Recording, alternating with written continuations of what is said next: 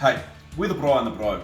He's the Braai, I'm the Bro, and we're a couple of dads who love showing our families how much we love them through food. So we would like to welcome you on our journey, first time, two teachers getting in front of a camera, basically doing what we do every weekend, getting together, enjoying each other's company, and just getting good food for our families. That's just on the Braai, on the offset smoker, on the Weber. So tonight we've got a little bit of surf and turf for you. We've got some prawns, a little bit of calamari as well, some raw fish, and a little bit of a Mediterranean salad. We've got a T-bone on the side, and then some lovely roasted garlic bread to go with that. So I hope you enjoy it with us. We've got trevally here.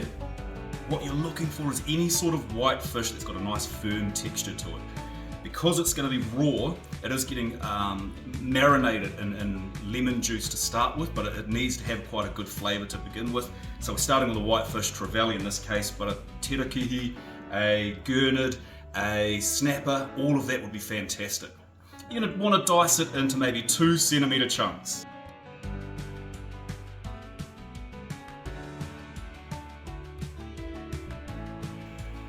Okay, for about 500, 600 grams of fish, you're gonna want about half a cup of lemon juice. That's maybe 6 or 7 poorly juiceable lemons, or maybe 3 or 4 good juicy ones. We'll see what kind we have today.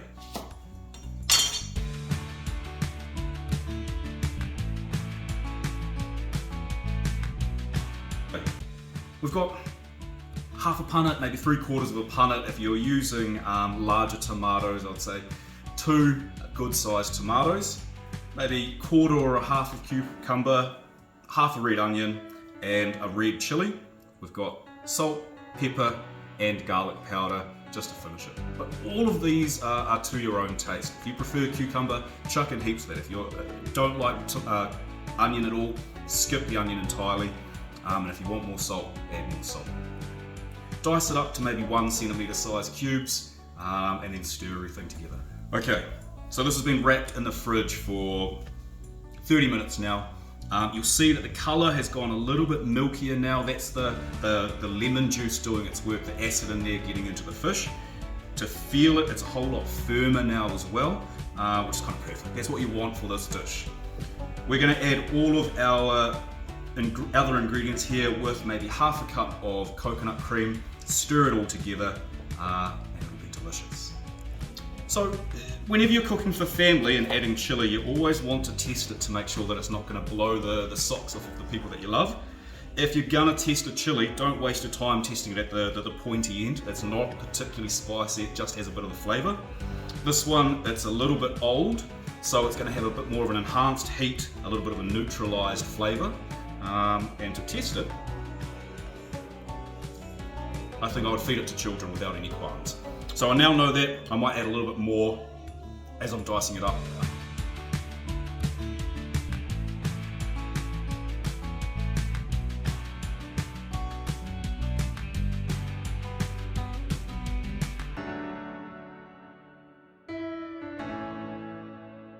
Okay, now it's just a case of tasting it, making sure it matches the flavours you wanted, and then putting it in the fridge until you're ready to serve. Oh, needs nothing. Right, so the bro just showed you guys that he's making us some lovely raw fish, but we do need a delivery vessel for that. And I thought we're going to go with some roasted garlic toast that we're going to do on the fire a little bit later. But we can't have garlic butter without roasted garlic. So, a little trick, you grab a muffin pan, get your garlic, get your butter, a little bit old school salt and pepper, chop it up, pop it into the oven for about 30 minutes at 200 degrees, and then let it cool and start mixing it with your butter. So, first thing we need to do is just get the heads off the garlic, and then all you do is pop them in there.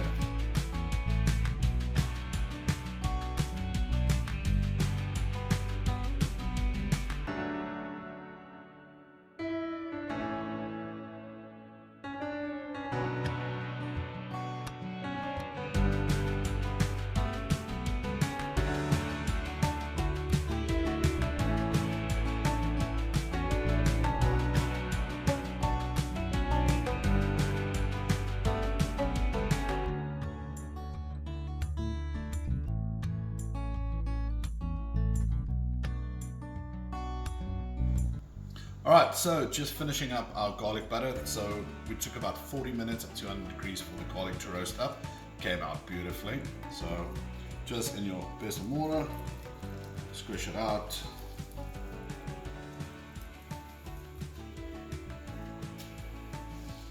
I'm going to start with 2 heads of garlic, see how it goes.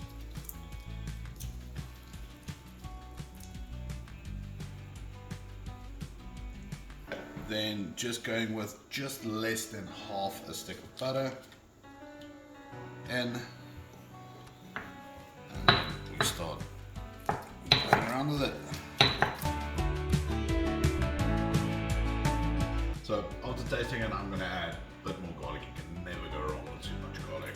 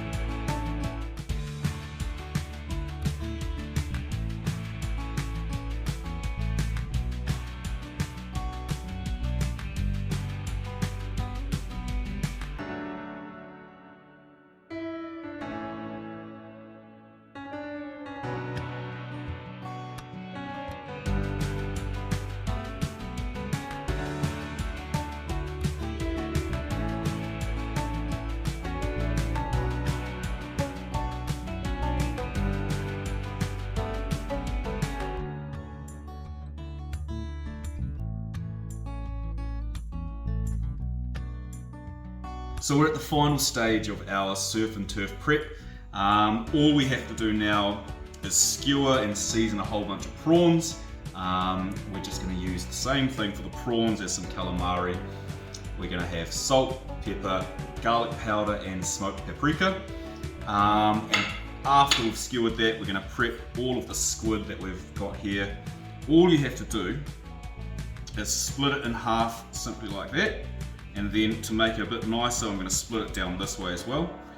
Off camera, I'm probably going to wash these, but you don't need to do that as well. It's just a sort of aesthetic thing for the sake of my family. And then finally, it's scoring it lightly in a crisscross pattern the whole way through, so that as it starts to cook, it's going to fold in on itself and become lovely and delicious. Seasoned with this, maybe basted with a little bit of butter at the end, our surf and turf is going to be fantastic.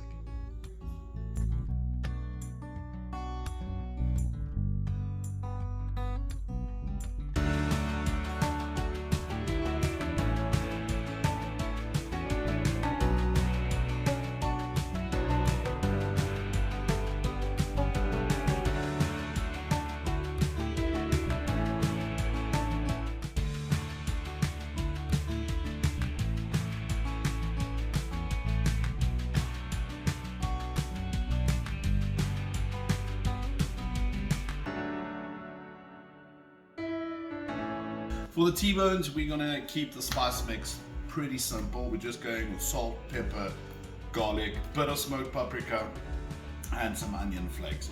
So I normally eyeball it. If I look at we've got 5 decent 500 gram T-bones here. So about 2 tablespoons of pink salt. I do like the Himalayan pink salt. It's just got a little bit more saltier taste to it than normal sea salt. Eyeball about a tablespoon of smoked paprika, about 2 teaspoons of coarse black pepper. I like the granules, not the garlic powder. I like it sticks better. And then about half of what you put in for the garlic, some onion granules. But something I like doing when working with thicker pieces of steak is just a little bit of Worcester sauce, like we call it back home. I think it's Worcester sauce or something, but we call it good old Worcester sauce. Just a little bit of a drizzle at the bottom of your pan, and then you load your bad boys in.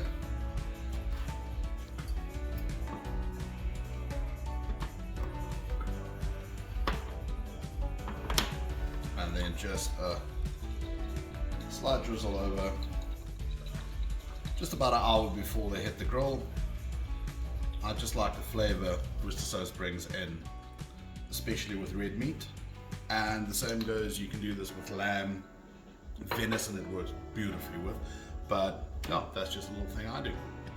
When it comes to T-bones, I've realized normally when I go to a restaurant and I order medium rare, around the bone it stays blue rare, and just to stop that from happening while we'll be cooking outside tonight is I like just 2 or 3 T-bones, loading them up, grabbing a good old susati stokkie or a kebab skewer, running them through, and when I pop them on the grill, just having them down bone side just helps them to stand a little bit, and just for 5 to 7 minutes, just getting that bone, just the meat around the bone, getting that medium rare, also getting those flavors I get from the bone, just so that my steak cooks evenly.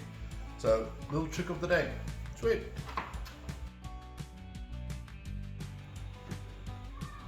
Go time.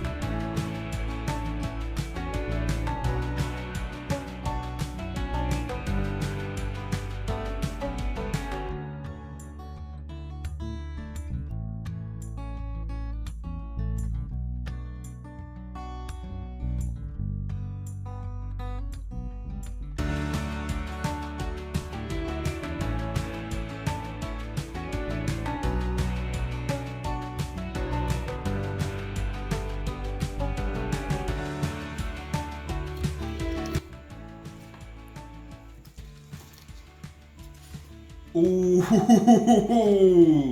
Lux. Add nothing, no notes. What do you want it?